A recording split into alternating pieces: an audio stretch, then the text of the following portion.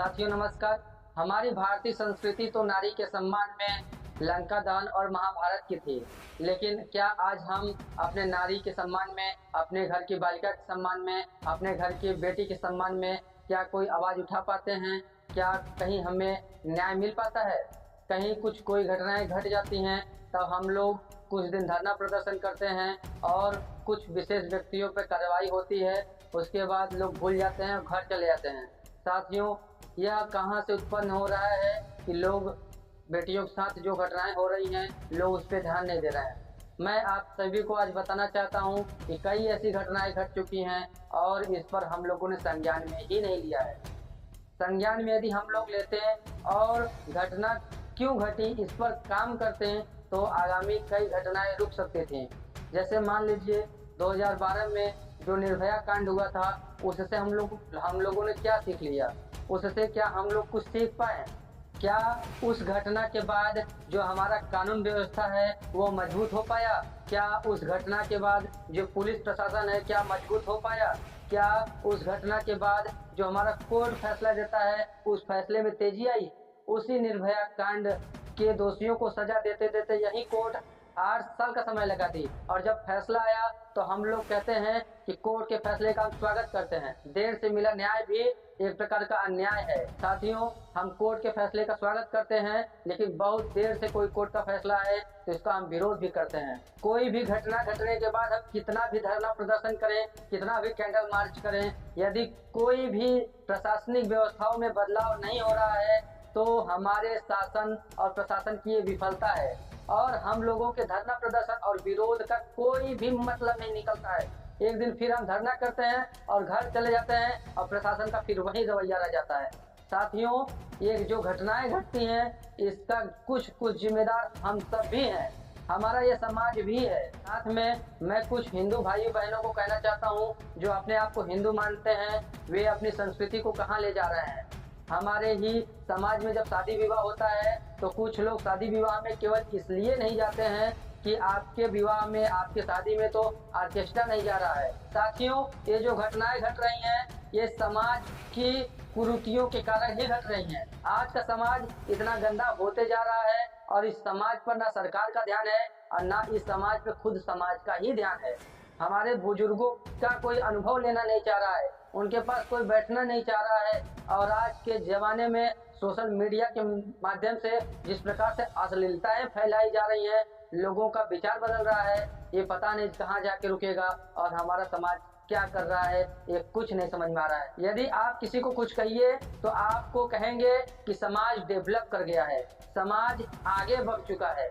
क्या यही हमारा समाज बढ़ चुका है आगे कि हमारे यहाँ जब शादी विवाह होता है तो एक हम बालिका को, एक हम बहू लेने जाते हैं तो बड़े सम्मान के साथ लेने जाते हैं, और वहीं बगल में एक प्रोग्राम ले जाते हैं जिसको ऑर्केस्ट्रा बोलते हैं, और एक बेटी को हम सम्मान के साथ लेने जाते हैं और एक बेटी वहीं बगल में नाचती है और उसे हम शराबियों जुआरियों के सामने से भगवान के भरोसे छोड़ देते हैं।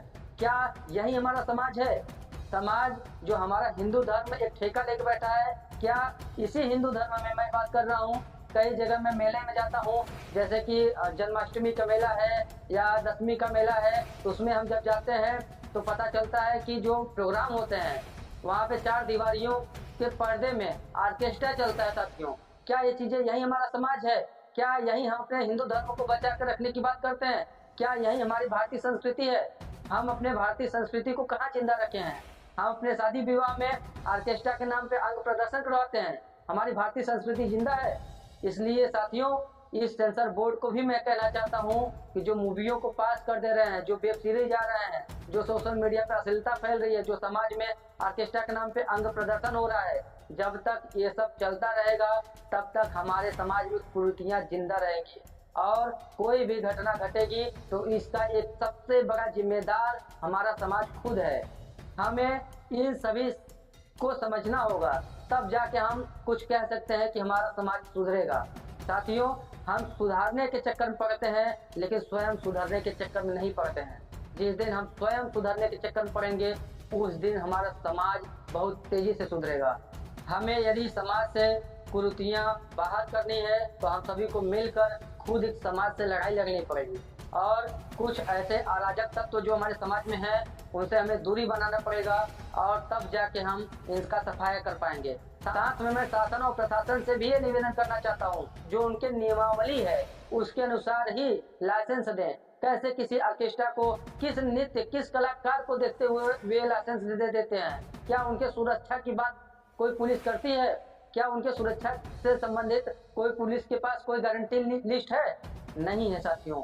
मैं मानता हूँ कि उनको लाइसेंस देने से पहले ये पूछा जाए कि आपका डांस, आपका जो नृत्य है वो किस प्रकार का है, आप कौन सा प्रोग्राम करेंगे और कहाँ करेंगे, कितने बजे से करेंगे, उनके सुरक्षा का प्रावधान बनाया जाए। साथ में ऐसे अराजक तत्वों के बीच में उनको अकेले न छोड़ा जाए। जब हमारा शासन, प्रशासन और जनता तीनों मिलेंगे तब जाके ऐसी घटनाएं घटना बंद होंगी। अन्यथा की दशा में हम लोग दोहरी नीति अपनाकर कि एक तरफ हम खुद ही अश्लीलता की तरफ भाग रहे हैं, एक तरफ खुद ही सरकार अश्लीलता को रोकने के लिए कुछ प्रोग्राम नहीं बना रही है और दूसरी तरफ हम जब कोई घटना घट जाती है तो कैंडल मार्च और धरना प्रदर्शन करके ये साबित करना चाहते हैं कि हम बहुत हितधारक हैं उसके प्रति। बाकी साथियों, यह वीडियो आप सभी को कैसा लगा? वीडियो देखने के लिए धन्यवाद। कमेंट सेक्शन में अपना राय जरूर दीजिएगा। तब तक के लिए नमस्कार।